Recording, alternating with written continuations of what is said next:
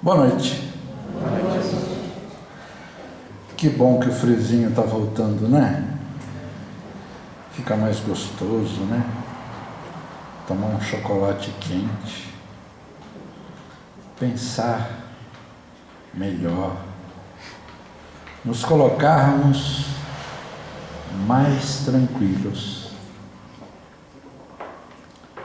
A gente viu uma mensagem de Eurípides Barçanufo, psicografada pela Sueli Caldas, uma grande trabalhadora da Seara Espírita, onde o Eurípides vem exortar a nós, principalmente os espíritas, a nos reunirmos em pensamento e em sentimentos no bem. E ele explica o porquê isso, né? Principalmente agora que o nosso país está passando por uma fase delicada, mas o nosso planeta também está passando por uma fase delicada. Isso vem ao encontro desse tema que a gente tem para conversar juntos hoje. Pensar no bem, porque só o bem repara o mal.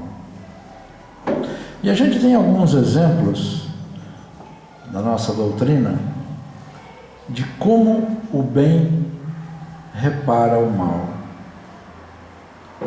A gente pode lembrar da vinda de Jesus, por exemplo. Jesus, um espírito de alta vibração, que a gente costuma dizer de alta hierarquia, um espírito que aprendeu a amar, que a sua simples presença curava e cura, veio aqui neste planeta, neste orbe, do qual ele é o responsável pela administração espiritual e física, para trazer para nós o exemplo. Que exemplo? Principalmente o exemplo de que o fato de estarmos aqui, encarnados, debaixo desta vibração densa que este planeta tem, é possível pensar no bem. É possível fazer o bem. É possível contagiar as pessoas com o bem. Porque o mal, a gente já sabe que contagia, né? Quando a gente está na escola, em casa ou no serviço, e alguém começa a contar uma história de desastre, a maioria das pessoas já se reúne em volta com a curiosidade de saber o que aconteceu. Mas quando alguém começa a falar de Deus, de Jesus, e isso os nossos irmãos evangélicos têm, além de nós, essa capacidade, vamos reconhecer. Mas quando alguém começa, seja de que religião for, a falar de Deus, a falar de Jesus, a falar de caridade, 2 ou 3 pessoas no máximo ficam perto e o resto lembra que tem alguma coisa para fazer. E aí nós precisamos exercitar essa nossa capacidade, essa nossa potencialidade de pensar o bem e de emitir o bem. Porque os nossos pensamentos e os nossos pensamentos emitem energia. Vocês já ouviram falar que nós somos co-criadores junto com Deus? Que os nossos pensamentos criam imagens, que os nossos sentimentos criam sensações. Quantas vezes nós mesmos já não entramos num ambiente ou já não tivemos contato com pessoas que nos deixaram melhores, que nos deixaram como que aliviados. E o contrário também é verdadeiro, né? Quantas pessoas que às vezes chegam perto da gente, a gente sente aquele mal-estar, aquele incômodo. Por que a gente sente esse mal-estar e esse incômodo? Porque a gente não aprendeu ainda a se preparar e a vivenciar o bem. É difícil? Claro que é difícil. Afinal de contas, nós ainda estamos engatinhando, ainda estamos aprendendo, ainda estamos vendo os exemplos de Jesus, os ensinamentos de Jesus, e conhecemos, mas não entendemos. Precisamos estar ouvindo, todos nós, precisamos estar ouvindo, sempre e sempre e sempre, aquela coisa de ame o seu próximo como a si mesmo, e a Deus sobre todas as coisas. E a gente fala, mas eu amo o meu próximo. E aí a gente volta na situação do nosso país, e eu pergunto, eu já perguntei para uma plateia, para uma assistência, para uma comunidade a semana passada, e a gente às vezes se assusta com essa pergunta, porque a gente não está acostumado com ela, e eu me assusto em fazer a pergunta e em ouvir essa pergunta. Quantos de nós rezou, reza, ora ou vibra pelo Eduardo Cunha? Quantos de nós reza, ora e vibra pelo Renan Calheiros? Pela Dilma? Pelo Lula? Pelo José Dirceu? E por tantos outros? A gente julga. Na verdade, eu digo que a gente não julga, a gente já condena direto, né? Que a gente não fala assim, fulano de tal, talvez, quem sabe, deva ser um sem vergonha. Não. A gente fala, fulano de tal é um cachorro sem vergonha. E a gente esquece que Jesus, quando esteve aqui, e através do seu Evangelho, e através das mensagens dos Espíritos, nos diz que os doentes é que precisam de médico. Os sãos não precisam. Se nós fôssemos sãos, não estaríamos mais aqui. Ou se estivéssemos, estaríamos em missão, como um Chico Xavier,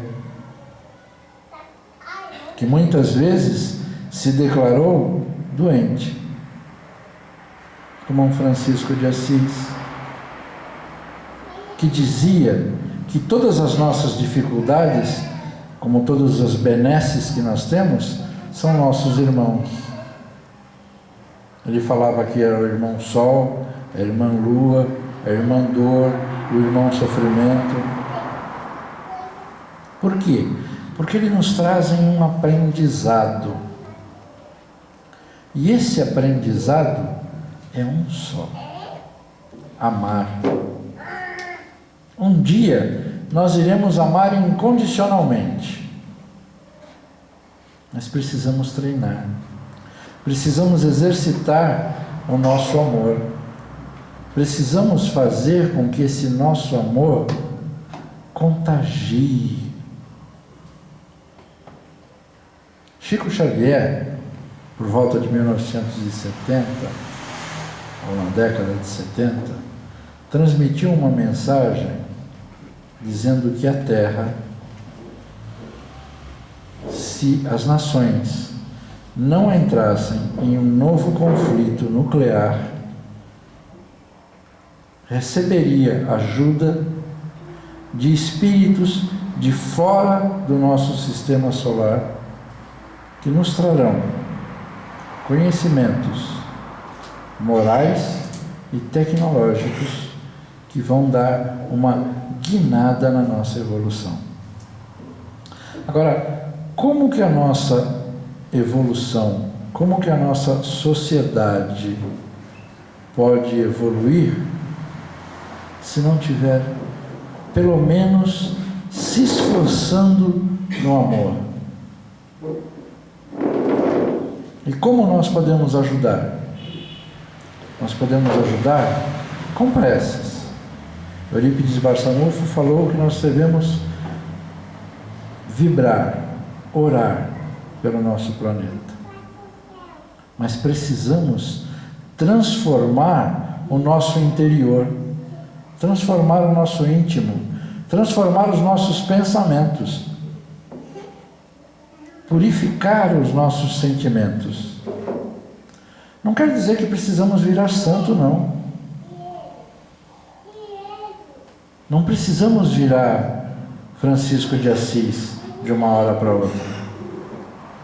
Mas precisamos aprender a, pelo menos, respeitar o nosso próximo. Ele é filho de Deus. É nosso irmão. Nós precisamos dar a esse nosso irmão o mesmo direito que nós pedimos para nós quando fazemos o Pai Nosso. Tem um pedaço do Pai Nosso que diz assim: Pai, perdoa as minhas dívidas, assim como eu perdoo os meus devedores. Será que a gente perdoa? Do fundo do coração? Ou será que a gente esquece porque não quer lembrar dele, porque não consegue olhar nele, porque não consegue mais conviver com ele, e quando encontra, revolta-se todo aquele sentimento de novo, de mágoa, de tristeza, de amargura. E quando isso acontece, nós estamos poluindo o nosso planeta.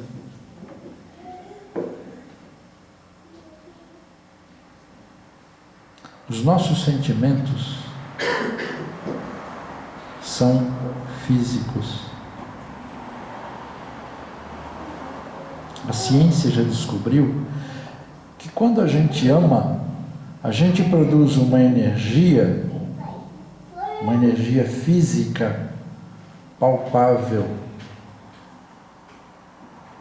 que pode trazer cura ao nosso corpo e harmonia ao nosso redor.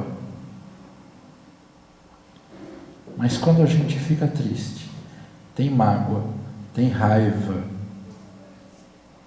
a gente cria uma energia e emite essa energia física, palpável, pesada, mensurável, que pode trazer doença para o nosso corpo e intranquilidade, desequilíbrio para o nosso redor. Como que nós vamos cuidar de nós e do nosso planeta se nós não modificarmos os nossos pensamentos? Jesus, quando resumiu os 10 mandamentos em 2, ele disse: amar a Deus sobre todas as coisas e ao próximo como a si mesmo. Nós nos amamos? De repente eu tenho uma alimentação saudável, não bebo álcool em excesso, não uso drogas, não fumo. Mas e os meus pensamentos? E os meus sentimentos, como estão? Como está o meu relacionamento dentro do lar? Será que eu reclamo porque o arroz ficou com um pouco menos de sal? Será que eu reclamo porque o chinelo, ao invés de estar aqui, está 5 centímetros mais para o lado?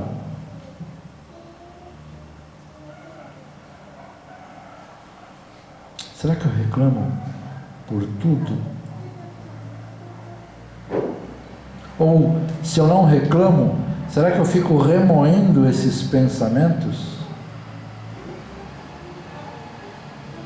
Porque se a gente não reclama, já deu um passo. Mas se a gente fica remoendo esses pensamentos, a gente fica emitindo essa energia que não é benéfica. E Eurípides disse que nós, além de precisarmos, podemos cuidar do nosso Brasil e do nosso planeta. Então, eu tenho que pensar que fulano, ciclano e beltrano vão sair da política e vou rezar para isso. Não.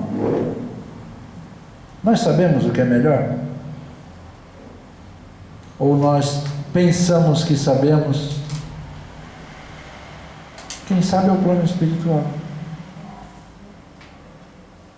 Porque, apesar de tudo, Deus, Jesus, estão no controle das coisas.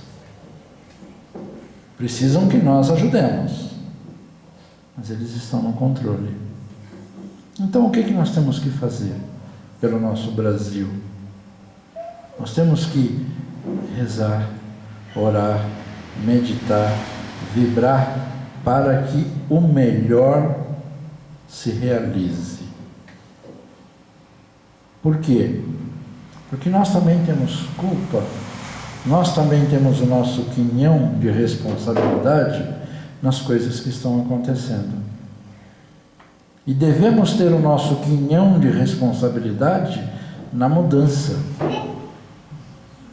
E esse quinhão de responsabilidade é em desejar, em esforçar, em vibrar, para que as coisas se realizem de acordo com a vontade de Deus. Para que o nosso país seja o coração do Evangelho, nós precisamos vivenciar mais o Evangelho. O rapaz falou do Evangelho no lar. O Evangelho no lar forma uma cúpula de proteção para a nossa família. Mas acende uma luz que vai em direção aos céus, em direção aos planos espirituais e além, indicando que ali, naquele lugar, tem um ponto que ama, pensa, vive Jesus. Não é de pessoas perfeitas, imaculadas, santas, mas é de pessoas que estão procurando viver os ensinamentos de Jesus. E aí o que acontece? Quando vem alguém do plano espiritual para fazer um serviço, uma tarefa, executar uma missão na Terra, de repente ele pode precisar de ajuda. Pode precisar de um lugar para refazer suas forças. E se o nosso lar está emitindo essa luz, está dizendo que ele pode ser usado pelos servidores do bem, pelos servidores do Cristo. E aí nós estaremos atraindo os servidores do bem. E estaremos mantendo afastados aqueles seres ignorantes ainda da bondade. E o nosso lar, assim como nós, estará protegido. E nós estaremos fazendo o serviço de integração com as outras pessoas que pensam no bem, que pensam em Jesus, que pensam no amor ao próximo. Então, o que nós temos que fazer?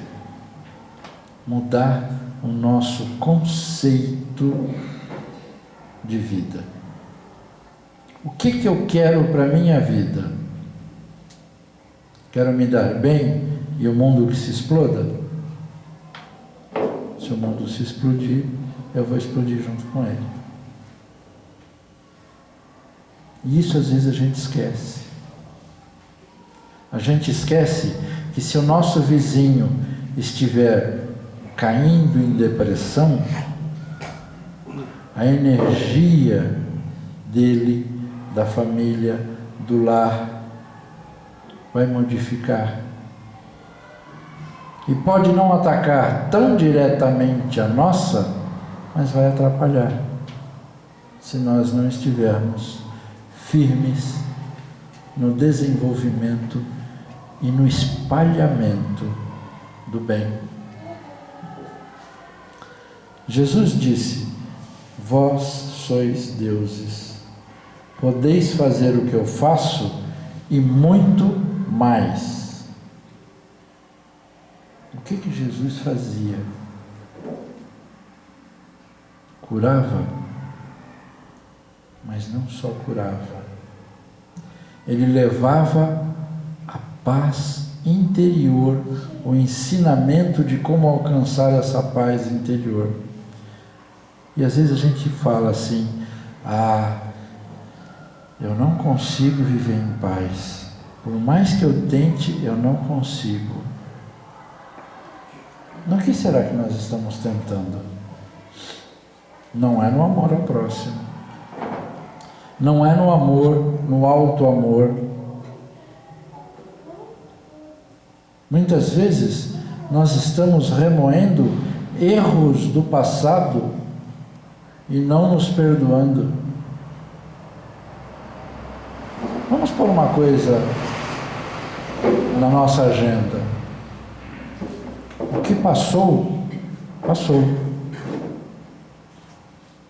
Nós não podemos voltar lá atrás e consertar. Se erramos com alguém, devemos ir pedir desculpas, reconhecer o nosso erro. Mas não podemos mudar o acontecimento que já houve. Mas podemos mudar as nossas atitudes para os próximos acontecimentos. Para não fazer com outras pessoas aquilo que nós já fizemos no passado. Isso é a evolução e o aprendizado que Jesus nos deixou. Como é que ele dizia? Fazei brilhar a vossa luz. Mas eu não tenho luz. Tem sim. Se não tivesse luz, não estaria aqui. Pode ser pequenininha? Pode, a gente pode ter uma luz pequenininha. Mas se nós juntarmos a nossa luz, a luz do nosso próximo, a dimensão da luminosidade e do calor desse amor vai crescer. E se crescer, vai contagiar. Vai contagiar quem? Vai contagiar esse mundo que está perdido. Porque é um mundo que não quer saber de Jesus, que não quer saber de amor, que não quer saber do próximo. Eles estão no caminho deles. Cada um de nós está no seu ponto de evolução. Nós já conseguimos entender que é melhor amar, que é melhor estar com Jesus, que é melhor fazer o bem. E já tivemos aqui na Terra, próximos da gente, exemplos fantásticos. Tivemos Madre Teresa de Calcutá, que doou a sua vida, a sua existência, para que ninguém que ela teve contato morresse sozinho. Esse era a vontade de Madre Teresa. E fez isso com tanto amor, com tanto desprendimento, que certa vez um rico empresário americano, visitando, disse para ela: irmã, isso que a irmã faz, dá banho nessa gente ferida, leprosa, cheia de doença, Eu não faço isso nem por $1 milhão. Ela falou, nem eu.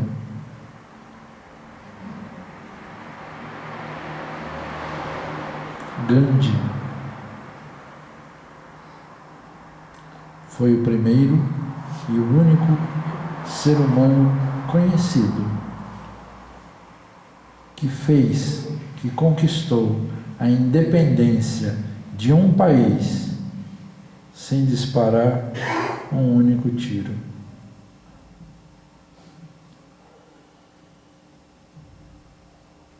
Alguém que não era cristão, mas disse que se todos os livros religiosos da humanidade se perdessem, sumissem, desaparecessem, e permanecesse apenas o Sermão do Monte, a religiosidade e a humanidade não teriam perdido nada. E o que Jesus falava? Bem-aventurados os que sofrem, os que choram, os que são perseguidos pela bondade, pelo amor e por Cristo. E somos bem-aventurados. Nós estamos inclusos neste rol de bem-aventuranças. Porque somos tudo aquilo, mas em evolução, em crescimento, aprendendo a amar e aprendendo que o amor repara o bem.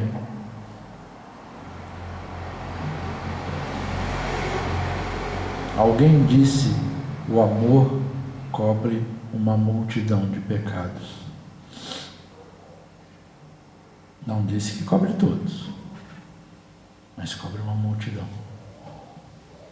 E Chico Xavier, através da sua mediunidade, trouxe para nós a notícia de que se a justiça divina nos procurar para cobrar os nossos débitos e nos encontrar trabalhando no bem, auxiliando ao próximo, fazendo o nosso melhor, manda essa mesma justiça que essa cobrança seja pendurada até uma ocasião futura, que poderá se diluir no meio do caminho, dependendo da nossa disposição em fazer esse bem.